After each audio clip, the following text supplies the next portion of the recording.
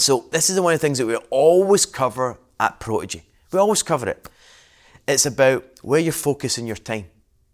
And the statement that I make is that 95% of your time has got to be focused on all the activities associated with raising finance and sourcing the deals. Now here's the biggest challenge that we see. For anybody who's getting started in a property journey, you in Prodigy here, you might have the luxury of being full-time in property. And if you are full-time in property, then great. That's awesome because you've got more hours so you can do more stuff. You can get involved in more things. You can diversify a little bit. You can look at numerous different strategies. You've got more time. But when you're just getting started in your property journey, or you've not yet made the transition to become full-time in property, you're probably only doing this on 10 to 15 to 20 hours a week. So when you've got limited time, you don't have the luxury of wasting that time. The average that most people have, because they've got a busy working career or you've got your own business, is around about 10 hours. So that means if you've only got 10 hours to focus on your property activity, everything associated in your property business, if that's all you've got, you need to make the most of that. And that's 95% of the time. That's 9.5 hours has got to be focused on all the activity around raising finance and sourcing deals, because that's the two things that make you money in this property game. Now we talk about this all the time, but most people fall into the trap of doing the things they're always used to doing, such as organising things, lots of study, overviewing things, going on social media. Like all of that there is stuff that needs to be done, but just not in your 10 working hours. You've really got to realise, like so many people say, well, where do I start? What do I do? What's the first thing I do? Any activity that's associated with raising finance or sourcing the deals. It's the two things that get you paid. You don't need to have systems in place. You don't need to have everything organised. You don't need to have your social media on point and everything else. Like all that stuff will come and you'll spend some time on that, half an hour a week, all right, or some extra time. But you really need to focus the majority of your time, the vast majority. That's the difference between two people starting with one person focusing 95% of their time on all the activities associated with raising finance and sourcing the deals, and someone who probably just focuses 20% of the time on that activity.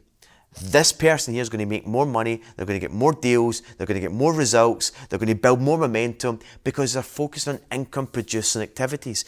It's getting deals that makes you money. You've got to have the opportunities.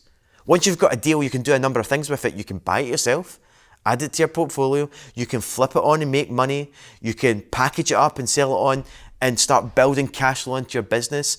You need the deals to do those things. And when you've got the deals, you can have joint venture partners, you can bring in private investment.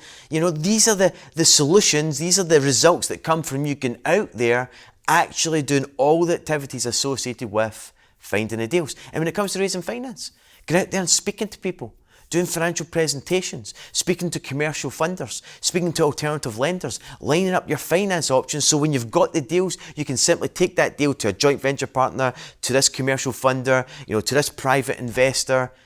This is the solution that you've been looking for. Everyone wants the results, and the results come from doing the activities associated with sourcing the deals and raising finance. So I want to encourage you. The only way to find out how much time you're spending and what activities you're spending is to track your week.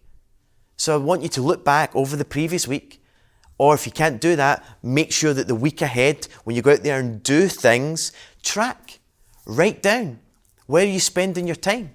Where's your focus? And you need to then review that previous week or the week ahead once you went out and did your activity in property, review that week and turn around and ask yourself, when you put it into a percentage, how much of your time, what percent of your time is focused on those activities that we know are going to get us paid? And it's going to be an eye-opener. And it's good, it's a great exercise when you get to see where you're spending your time, and maybe you're going to then get the answers to why you've not become a full-time investor yet, why you've not made that transition yet, because your focus is not focusing on the income-producing activities in the property game. So go out there, do that exercise. You're going to get an eye-opener to see where you truly spend your time. Then we need to adjust that, doing the right things, the activities associated with raising finance and sourcing the deals. And you're going to see very quickly that you're going to have the opportunities. You're going to be able to put those together, whether you're adding to your portfolio, you're flipping, you're deal trading, you're going to be making the money off the back of that, and also raising funds to do more projects, to joint venture. It's the answer to everything. It's the skill sets that if you master in this property game, that's it. You've won this game of property. It's the two skill sets of finding the deals and raising finance that you really want to master, and that's it. So have a great week, all the best, and I'll catch up with you soon. Bye for now.